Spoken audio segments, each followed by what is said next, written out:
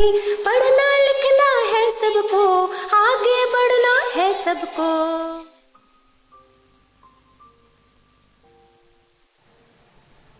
नमस्कार बच्चों, मैं ऋचा सिंह, प्रधानाचार्य राजकीय हाई स्कूल बघौली। आज अब आप सभी का इस ई लर्निंग कक्षा में बहुत बहुत स्वागत करती हूँ। बच्चों, आज जो विषय मैं आपके लिए चर्चा के लिए लेकर आई हूँ उसका शीर्षक है गृह व्यवस्था, गृह और परिवार के संदर्भ में। बच्चों, यह आपकी पुस्तिका का द्वितीय अध्याय है, गृह विज्ञान का महत्वपूर्ण अध्याय है। इसलिए इस भाग को मैंने दो भागों में बांट दिया है पाठ को।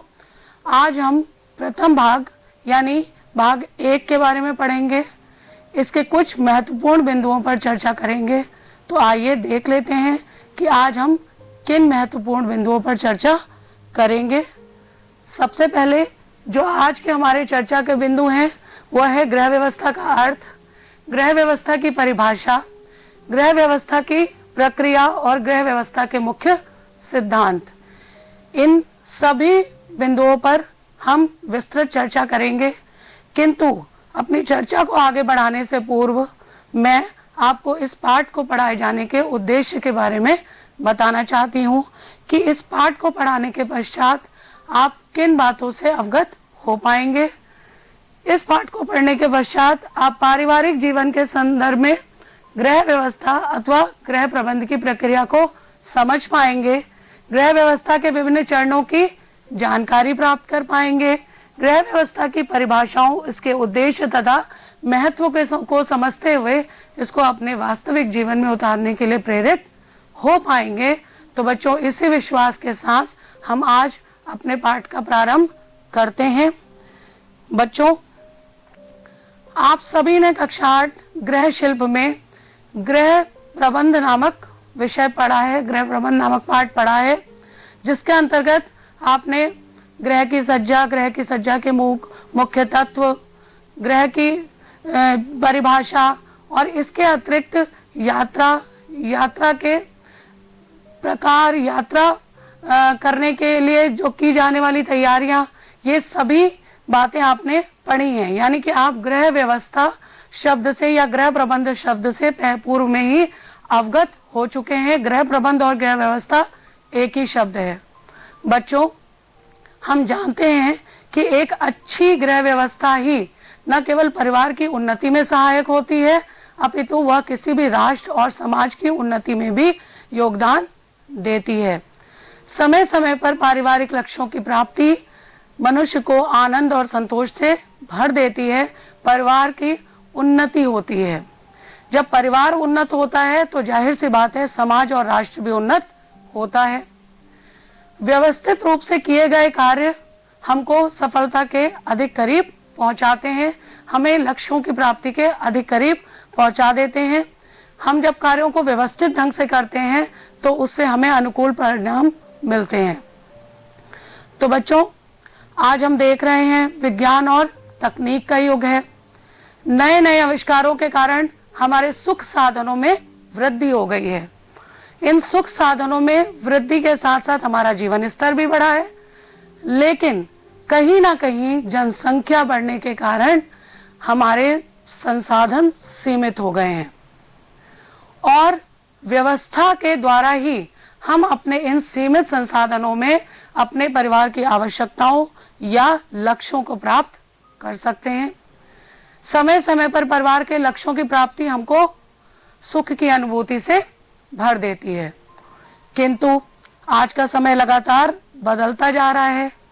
गृहिणी जो पहले केवल गृह व्यवस्था से संबंधित थी, गृह के दायित्व से संबंधित थी, अब उसके ऊपर दोहरे दायित्व का भार आ पड़ा है।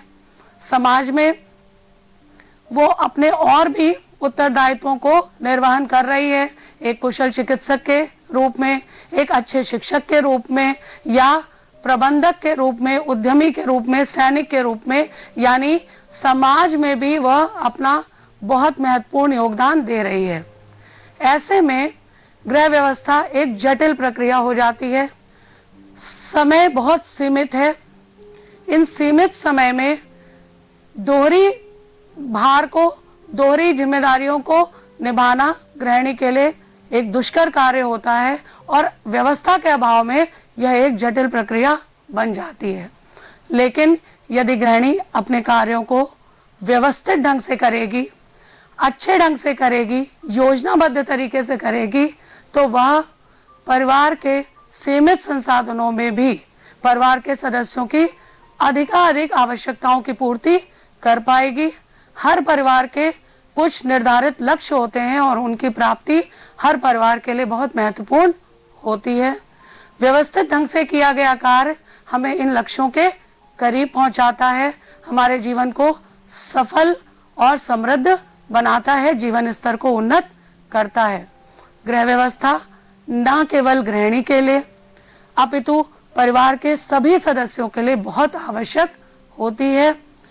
इसीलिए परिवार के सभी सदस्यों को गृह व्यवस्था के व्यवहारिक एवं सैद्धांतिक ज्ञान का परिचय होना आवश्यक होता है। तो आइए हम सबसे पहले गृह व्यवस्था के अर्थ को समझ लेते हैं कि गृह व्यवस्था वास्तव में होती क्या है।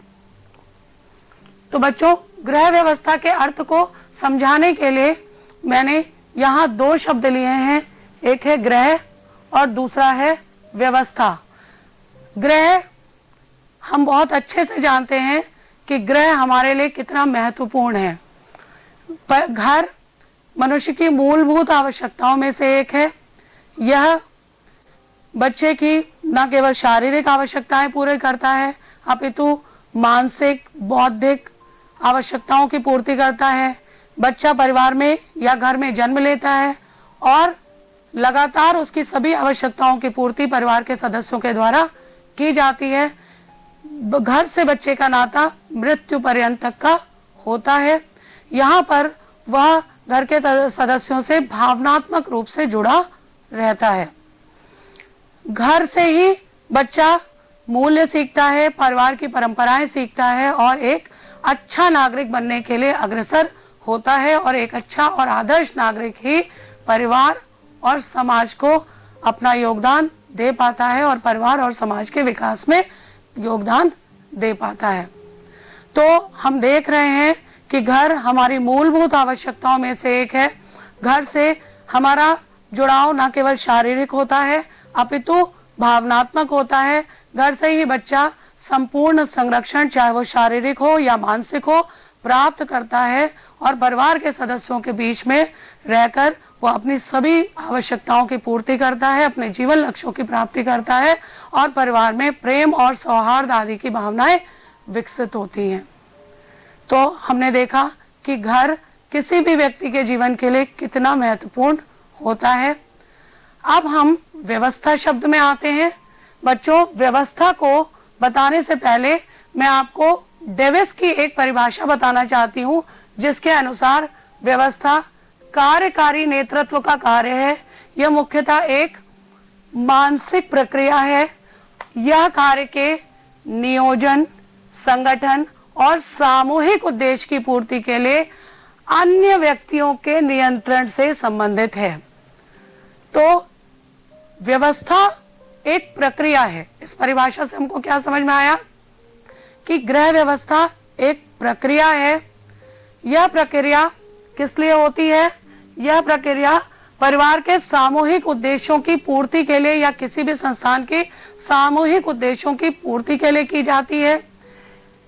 यह एक मानसिक प्रक्रिया है, यानी यह बहुत सोच विचार के किए जाने वाली प्रक्रिया है और इसकी पूर्ति परिवार के अन्य सदस्यों के या परिवार में उपलब्ध संसाधनों के नियंत्रण से संबंधित होती है। तो क्या निष्कर्ष निकलता है इस परिभाषा से कि गृह व्यवस्था परिवार के सीमित संसाधनों में परिवार के लक्ष्यों की प्राप्ति की प्रक्रिया है। यह वह प्रक्रिया है जिसमें हम अपने सीमित संसाधनों में परिवार के अधिकतम लक्ष्यों को प्राप्त करते हैं ताकि परिवार में सुख संतोष की प्राप्ति हो, परिवार आगे बढ़े, जीवन स्तर उन्नत हो। जीवन उन्नत होगा तो समाज भी उन्नति की ओर अग्रसर होगा और राष्ट्र भी आगे बढ़ेगा। तो हमने यहाँ पर गृह व्यवस्था का अर्थ समझा और कि गृह व्यवस्था एक प्रक्रिया है। जाहिर सी बात है बच्चों, जब कोई प्रक्रिया होती है तो उसके विभिन्न चरण भी होते हैं। पहले हम गृह व्यवस्था की कुछ परिभाषाओं को देख लेते हैं। गृह व्यवस्था वैसे तो एक जटिल प्रक्रिया है और इसको परिभाषित करना बहुत कठिन कार्य है, लेकिन कुछ प्रसिद्ध गृह वैज्ञानिकों ने गृह व्यवस्था की परिभाषा को अपने शब्दों में दिया है, जिसको मैं आपके सम्मुख लाना चाहती हूं। और उसके बाद हम ये पता करेंगे कि गृह व्यवस्था इन गृह वैज्ञानिकों के अनुसार वास्तव में है क्या। सबसे पहले निकेल एवं डॉर्सी के अनुसार गृह व्यवस्था परिवार के लक्ष्य को प्राप्त करने के उद्देश्य से परिवार के स्रोतों या संसाधनों के प्रयोग हेतु किया गया आयोजन, नियंत्रण और मूल्यांकन है। यानी निकेल एवं डॉर्सी ने क्या बताया कि व्यवस्था परिवार के लक्ष्य को प्राप्त करने के लिए परिवार के स्रोतों या संसाधनों को आयोजित, नियंत्रित और मूल्यांकित करने की प्रक्रिया है।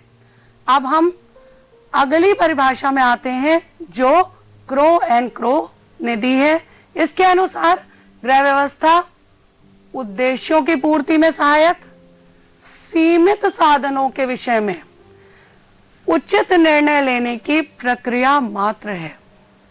क्या कहना है क्रो एंड क्रो का कि गृह व्यवस्था गृह के उद्देश्यों की पूर्ति के लिए सीमित साधनों में उचित निर्णय लेने की प्रक्रिया है। यानी साधन सीमित हैं और इन्हीं सीमित साधनों के प्रयोग से हमको परिवार के अधिकाधिक लक्ष्यों की पूर्ति करनी है। अब हम अपनी तीसरी और अंतिम परिभाषा की ओर आते हैं जो राजामल पी देवदास जी की दी हुई है। इनकी परिभाषा के अनुसार गृह व्यवस्था पारिवारिक लक्ष्यों को प्राप्त करने हेतु पारिवारिक संसाधनों के उपयोग से संबंधित निर्णय को सम्मिलित किया जाता है। तो यहाँ राजामल पी देवदास जी ने क्या बताया कि गृह व्यवस्था पारिवारिक लक्ष्यों को प्राप्त करने के लिए पारिवारिक संसाधनों के उपयोग से संबंधित निर्णय है।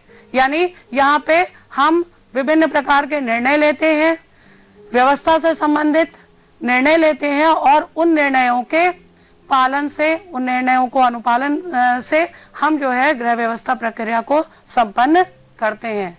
तो बच्चों, तीनों ही परिभाषाओं के आधार पर हम एक निष्कर्ष निकाल सकते हैं कि गृह व्यवस्था सीमित पारिवारिक साधनों में परिवार के सदस्यों के समस्त आवश्यकताओं को, उद्देश्यों को पूर्ण करने की प्रक्रिया है। और इसी व्यवस्था प्रक्रिया के अंतर्गत हम परिवार के सीमित संसाधनों का सर्वोत्तम उपयोग करते हैं ताकि हमें हमारे लक्ष्यों की अधिकतम प्राप्ति हो सके, परिवार में सुख, संतोष और समृद्धि आ सके। अब जब हम बार बार कह रहे हैं कि गृह व्यवस्था एक प्रक्रिया है, तो जाहिर सी बात है कि किसी भी प्रक्रिया के चरण भी होने चाहिए और चरण होते हैं। तो गृह व्यवस्था प्रक्रिया के भी कुछ चरण होते हैं, इनको हम देख लेते हैं। सर्वप्रथम नियोजन, नियंत्रण और मूल्यांकन। गृह व्यवस्था प्रक्रिया के 3 मुख्य चरण होते हैं। पहला नियोजन, दूसरा नियंत्रण और तीसरा मूल्यांकन। ये तीनों चरण जो होते हैं वो क्रमबद्ध होते हैं। सर्वप्रथम नियोजन, उसके बाद नियंत्रण और उसके बाद मूल्यांकन। एक बार मैं आपको निकेल एवं डॉर्सी का संदर्भ देना चाह रही हूं। पारिवारिक लक्ष्यों की प्राप्ति के लिए पारिवारिक संसाधनों का उपयोग किया जाता है। यानी जब हमें पारिवारिक लक्ष्य को प्राप्त करना होता है तो हम पारिवारिक संसाधनों का उपयोग करते हैं। इसमें नियोजन प्रक्रिया, नियंत्रण प्रक्रिया और मूल्यांकन प्रक्रिया, ये 3 गृह व्यवस्था के मुख्य घटक हैं। इन तीनों प्रक्रियाओं को हम सम्मिलित करते हैं और इनसे हम परिवार के लक्ष्यों की प्राप्ति करते हैं और यही प्रबंध प्रक्रिया या व्यवस्था प्रक्रिया कहलाती है।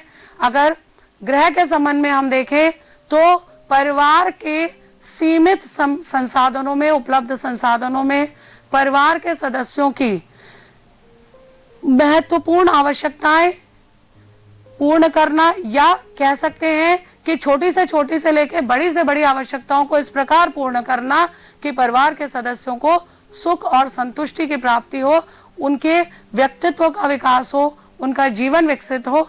इसी प्रक्रिया को हम प्रबंध प्रक्रिया या गृह व्यवस्था की प्रक्रिया कहते हैं। अब आइए हम एक एक प्रक्रिया को विस्तार पूर्वक समझते हैं। सबसे पहले हम आते हैं नियोजन पे। नियोजन, जिसको बच्चों हम आसान शब्द में कहते हैं योजना बनाना, या इंग्लिश में जिसको हम कहते हैं प्लानिंग करना। बच्चों, हम अपना छोटे से छोटा कार्य और बड़े से बड़ा कार्य, ये सभी कार्य प्लान करके करते हैं ना। आप छोटा सा खेलने जाना है, उसकी भी योजना, कोई क्या खेल खेलेंगे उसकी भी योजना बनाते हैं। घर में बहुत सारे लक्ष्य होते हैं, छोटे से छोटे लक्ष्य होते हैं, दिन भर के कई सारे लक्ष्य होते हैं गृहिणी के सामने। खाना बनाना है, साफ सफाई करना है, घर की व्यवस्था करना है, बच्चों को पढ़ाना है, और परिवार के बड़े से बड़े लक्ष्य भी होते हैं। यानी किसी बच्चे की उच्च शिक्षा है, या परिवार के किसी सदस्य की शादी है, या फिर मकान बनाना है। तो परिवार के इन सभी लक्ष्यों की प्राप्ति यदि हम अच्छे ढंग से करना चाहते हैं, सर्वोत्तम ढंग से करना चाहते हैं, तो हमको नियोजन करना पड़ेगा। नियोजन निकोलम डॉर्सी के अनुसार क्या है? इच्छित लक्ष्य तक पहुंचने के लिए, यानी जो भी हमारा लक्ष्य है उस तक पहुंचने के लिए विभिन्न संभावित मार्गों के संबंध में सोचना, यानी जितने हमारे पास उपलब्ध विकल्प हैं उनमें से सर्वोत्तम विकल्पों की चयन करना, कल्पना में प्रत्येक योजना का पूर्ण होने तक अनुपालन करना, यानी ये एक मानसिक प्रक्रिया है। इसमें हमारी कल्पना शक्ति, व्यवस्थापक की कल्पना शक्ति, उसकी बुद्धिमत्ता, उसकी दूरदर्शिता, उसकी निर्णय लेने की क्षमता, उसकी स्मरण शक्ति आदि का बहुत ज्यादा महत्व है। और इसका सर्वाधिक आशावादी योजना का चुनाव करना ही नियोजन है। यानी हमारे पास बहुत सारे रिसोर्सेज होते हैं, संसाधन होते हैं, और इन संसाधनों का सर्वोत्तम उपयोग किस तरह से किया जा सकता है, कौन से संसाधन को कहां पे इस्तेमाल करें, इसको हम योजना बनाकर ही पूर्ण कर सकते हैं। एक छोटा सा एग्जाम्पल मैं आपको दे रही हूं कि हम जब कोई अच्छा कार्य करना चाहते हैं, या अगर आप क्लास में अच्छे नंबर लाना चाहते हैं, तो आप पढ़ाई के लिए योजना बनाते हैं कि हम सुबह कितने बजे उठेंगे, सुबह जल्दी उठेंगे, उठ के अपना पढ़ाई करेंगे, फिर हम स्कूल जाएंगे, स्कूल में हम अपना कार्य निर्धारित समय पर करेंगे, और हम नियमित रूप से पढ़ाई करेंगे। हम अपने सर्वोत्तम विकल्पों को चयन करते हैं, हम किन पुस्तकों के माध्यम से पढ़ेंगे, और हम कैसे जो है अपने लक्ष्य तक अच्छे से अच्छे तरीके से प्राप्त करेंगे, यानी कि कैसे हमारा लक्ष्य हमें प्राप्त होगा, और वो लक्ष्य क्या है? अच्छे नंबर लाना। इसके संबंध में हम एक योजना बनाते हैं। योजना एक मानसिक प्रक्रिया है।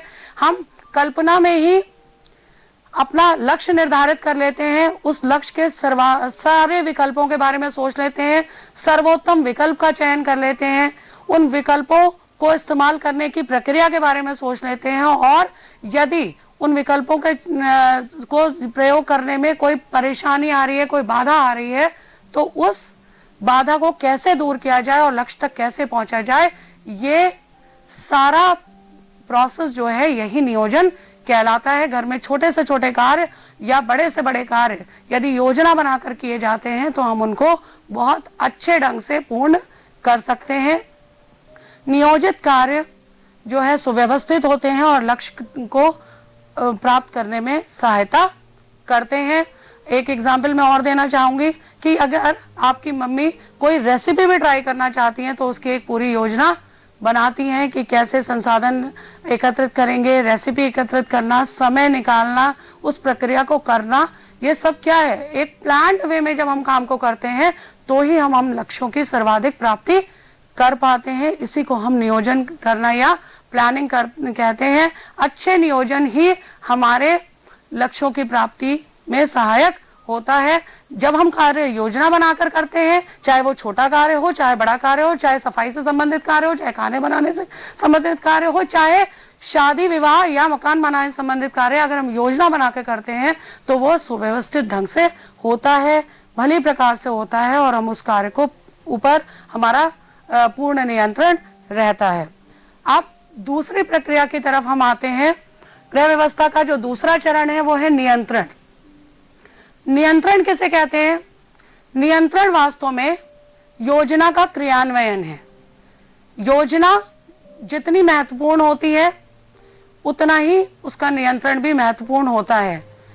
डगलस एम शेरविन के अनुसार नियंत्रण का मूल तत्व क्रियान्वयन है।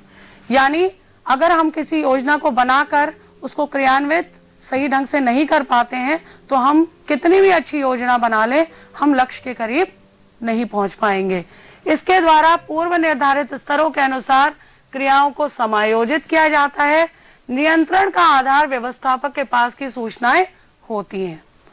नियंत्रण उतना ही आवश्यक है जितना नियोजन आवश्यक है, क्योंकि हम योजनाएं तो बना लेते हैं, योजना बनाना महत्वपूर्ण है तो योजना का क्रियान्वयन भी उतना ही महत्वपूर्ण है।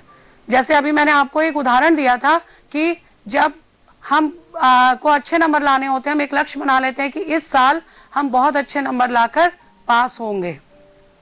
उसके लिए हम योजना भी बहुत अच्छे तरह से बना लेते हैं कि किस तरह से हम पढ़ाई करेंगे, कौन से पुस्तकों से पढ़ाई करेंगे, किन व्यक्तियों की मदद लेंगे, किस तरह से हम अपनी सारी योजना को क्रियान्वित करेंगे।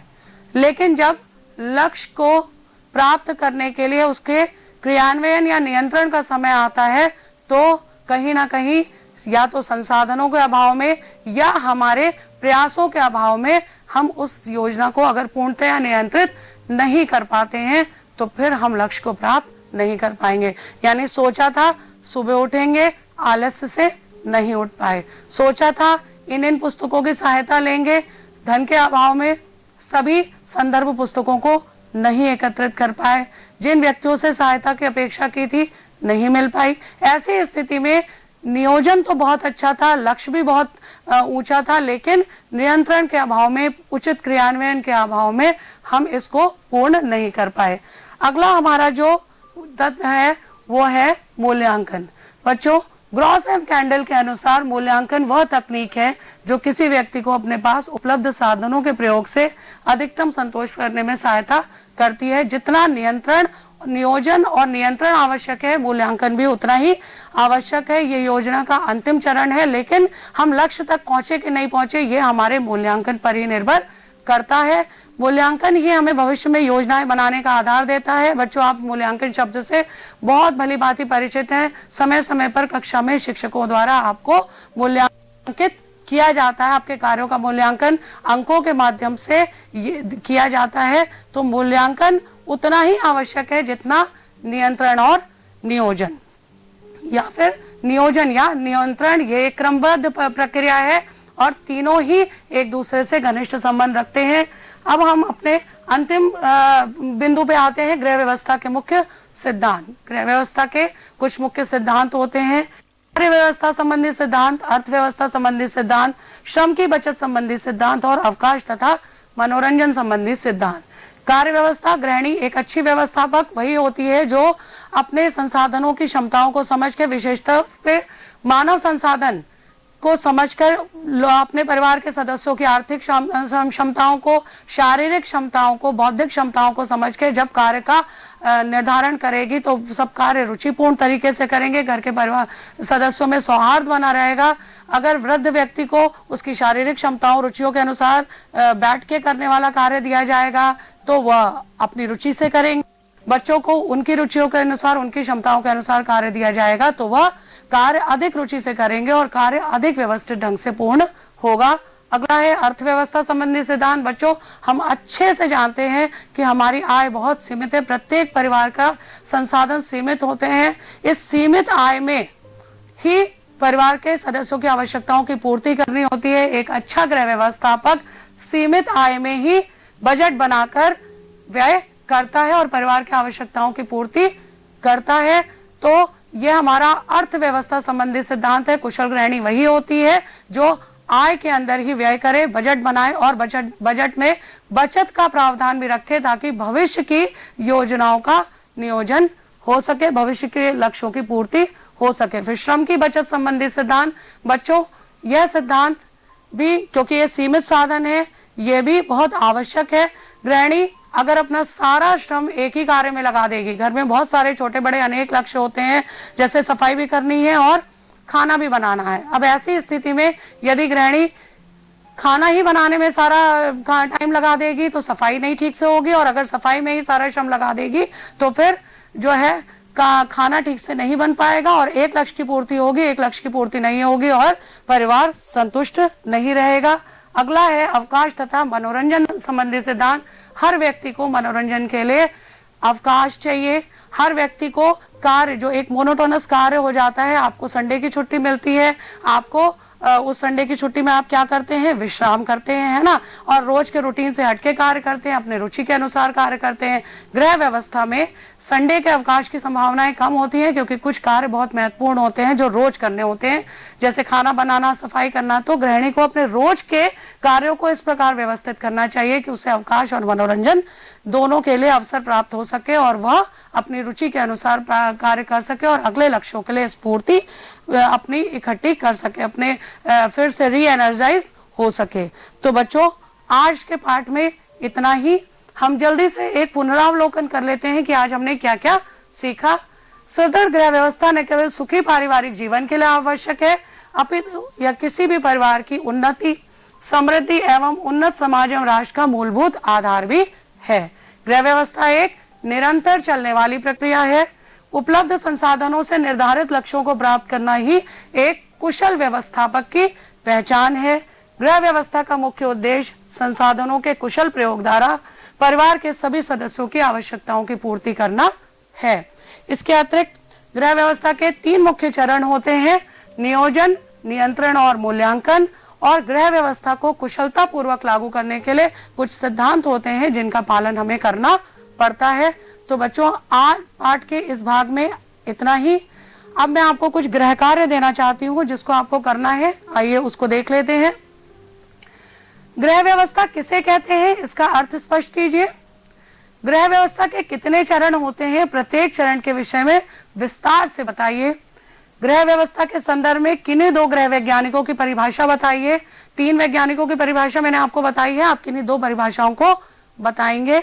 योजना अनुसार कार्य करने से क्या लाभ है, इसके बारे में आप बताएंगे। बच्चों, इस गृह कार्य को आप अपने अपने पाठ्य पुस्तक की मदद से, या फिर आपके जो रेगुलर ऑनलाइन क्लास में शिक्षक आपके हैं उनकी मदद से पूर्ण कर सकते हैं। इसके अलावा मानव संसाधन विकास मंत्रालय के द्वारा आपकी सुविधा के लिए Diksha app, digital infrastructure for knowledge sharing, एक ऐप लॉन्च किया गया है जिसमें आपकी पाठ्य सामग्री उपलब्ध है। आप अपने गूगल प्ले स्टोर में जाकर इस ऐप को डाउनलोड कर सकते हैं, और इससे आप अपनी पठन सामग्री को अपने मोबाइल में डाउनलोड करके इसकी सहायता से अपना कार्य पूरा कर सकते हैं। बच्चों, आज की कक्षा मैं यहीं पर समाप्त करती हूँ।